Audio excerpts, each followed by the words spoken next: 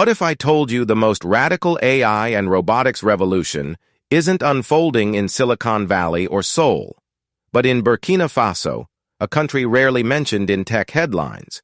You might dismiss it as hype until you see the evidence.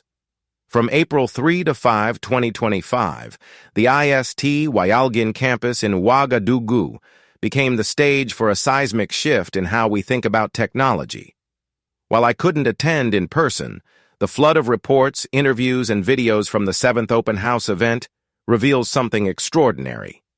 Young Burkinabè innovators are redefining AI and robotics not for profit or prestige, but for survival, heritage, and justice. And what they've achieved will leave you speechless. Let's start with Aïssata Kabré, a 19-year-old from Koudougou. According to on-the-ground journalists, she unveiled a solar-powered robot that teaches endangered languages like Moore to rural children without needing internet. Imagine that, a machine built from scrap parts and open-source code, breathing life into traditions big tech would call obsolete.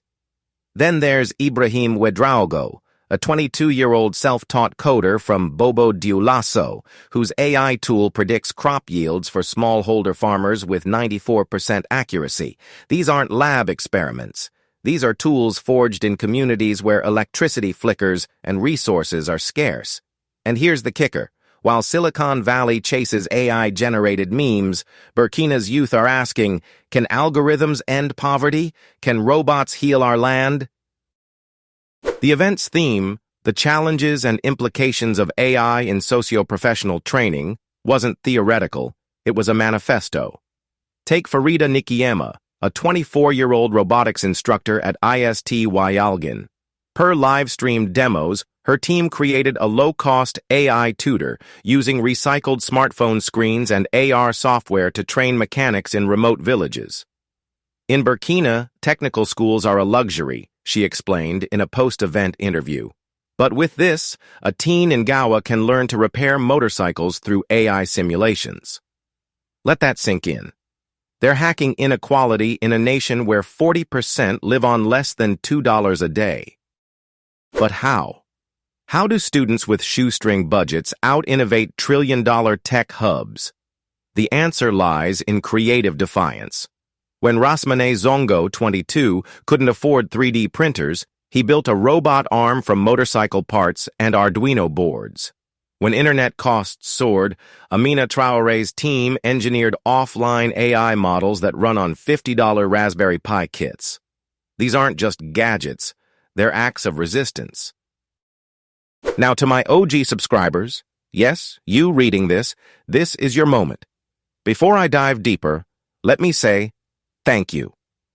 When I started this channel 3 years ago, shouting into the void about overlooked African tech, I never dreamed we'd hit 500K subs.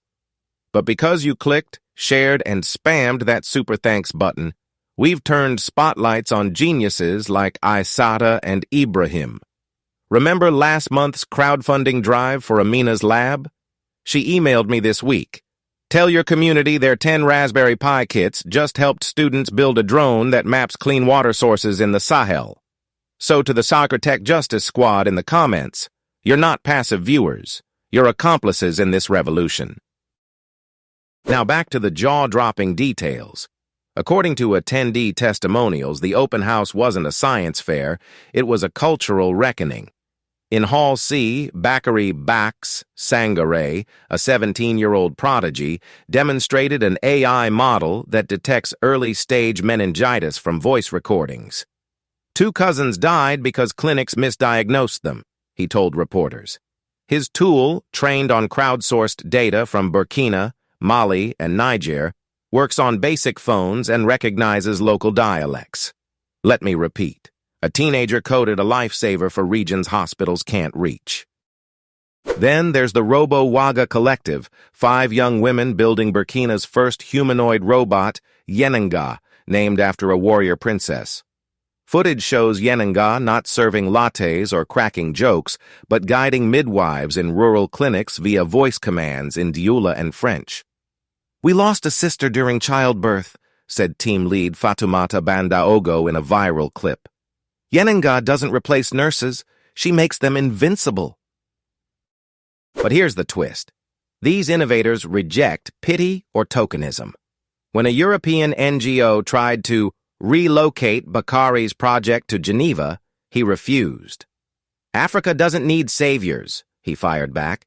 We need partners who respect our sovereignty. This defiance echoes across their work.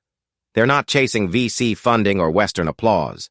They're building a parallel tech ecosystem where AI speaks full Fulda, robots guard ancestral knowledge, and success means a farmer's child survives drought.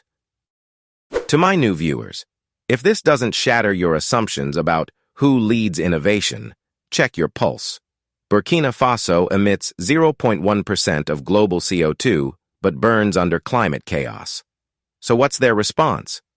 Kader Traoré, no relation to Amina, showcased an AI that merges indigenous farming wisdom with satellite data to optimize drought-resistant crops. My grandparents' knowledge is my training data, he said. Tech without roots is a corpse. Let's be real. None of this is easy. Burkina's creators battle blackouts, funding deserts, and the lure of fleeing abroad. But during the Open House's AI ethics panel, Dr. Jean-Paul Ouédraogo, an IST professor, dropped a truth bomb. The West fears AI stealing jobs. We're using AI to create them.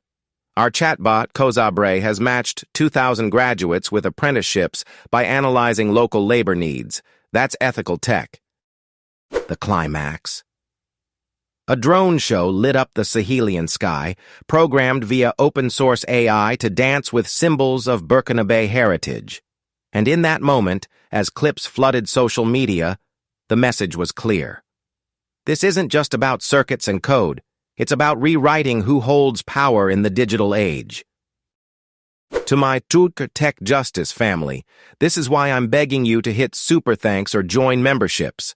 For less than a coffee, you fund documentaries that land these students' internships, gear, and global stages.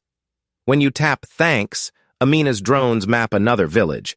When you share this article, Bakary's AI reaches clinics in Ghana and Senegal. You're not just supporting a channel, you're funding a future where a girl in Fada Ngourma codes her way out of a crisis. So, will you join me? Smash like, subscribe if you're new, and flood the comments with love for Burkina's visionaries. Tag our Africa AI Revolution. I'll feature your shouts in my next video. And to IST Wayalghin students, the world is watching. Keep breaking algorithms and systems alike.